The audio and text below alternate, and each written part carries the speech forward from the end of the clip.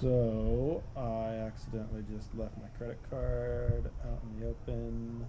One of the crazy things about filming 360 is you can see everything, so I left my credit card on the table when I started filming this.